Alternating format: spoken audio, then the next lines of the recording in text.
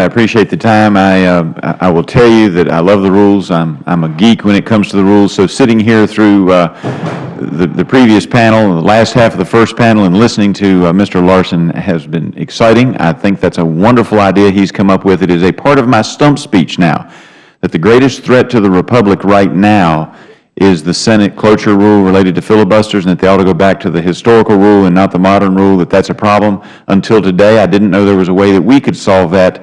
That makes sense to me, so I commend his comments to you and wish that I had come up with that thought on my own. But having heard it, it will now be incorporated into... Well, you seconded it, though. I will second it, and it will be incorporated into my stump speech back home on how we solve problems in D.C. I have some other ideas along those lines. One I proposed to our conference, but not through the Rules Committee 2 years ago. I have submitted that as number one, and it basically stemmed out of a frustration. There was a little spending program. People would disagree with me on it. People might agree, but I thought we ought to at least debate it, and that was spending on the wild horses that I submit we put on retirement homes. We take them off of federal land, and then we pay farmers to take care of them until they die. It seems like a big waste of money. We ought to be spending that money on people. Trying to get to that problem, I found that that is mandatory spending and that I can't touch it under our current rules. So I went searching for the rule and found that it was Rule 21, 2B and C.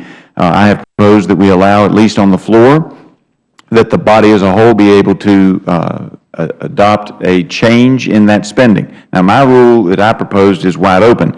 In preparing and also having had several discussions where I thought, well, maybe it ought to be just the ability to reduce spending as opposed to going in and having large increases. Some people might prefer that. The pure sense would be, say, that the House floor could make a decision on spending. But in doing my research for coming in here to testify today, I discovered that in essence, although the language might need to be updated a little bit, the ability to reduce spending, reduce officers, et cetera, which I think we've handed out to you or at least put into the record, was in fact the House rule from 1911 to into the first few days of 1983, and was changed with the adoption of the rules in 1983 to what is the present rule. And that says you could in fact reduce spending on a program that was somewhere along the way designated as mandatory. A horse program came in the mid-70s, early to mid-70s, and has been there ever since, and unless you get a clean shot at it in the Farm Bill, you don't get a shot at that, and we just keep spending that money. And there are people who support that program. But we as a House, as others have said in this testimony today, it ought to be our prerogative, not something that's on automatic pilot. We ought to have the ability to debate all the programs that are out there that at some point in history have been designated as mandatory spending. I would be thrilled if we would go back to the pre-1983 rule, the one that was in existence from 1911 to 1983, that at the very least would allow us the ability to say, all right, let's cut this program back a little bit on the number of people involved or the amount of money being spent.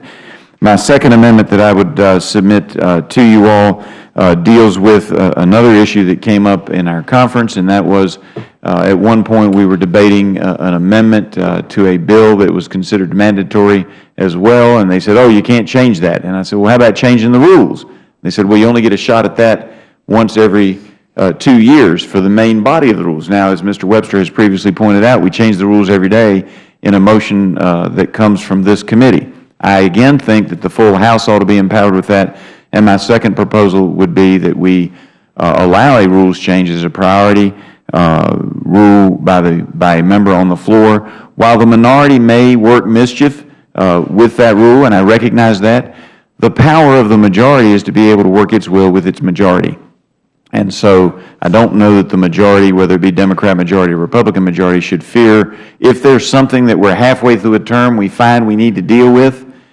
It shouldn't just be this august Rules Committee, although I admire you all greatly. It ought to be the floor of the House that has the ability to change the rules if there's something that the House as a whole feels strongly about, and I submit that to you for your consideration.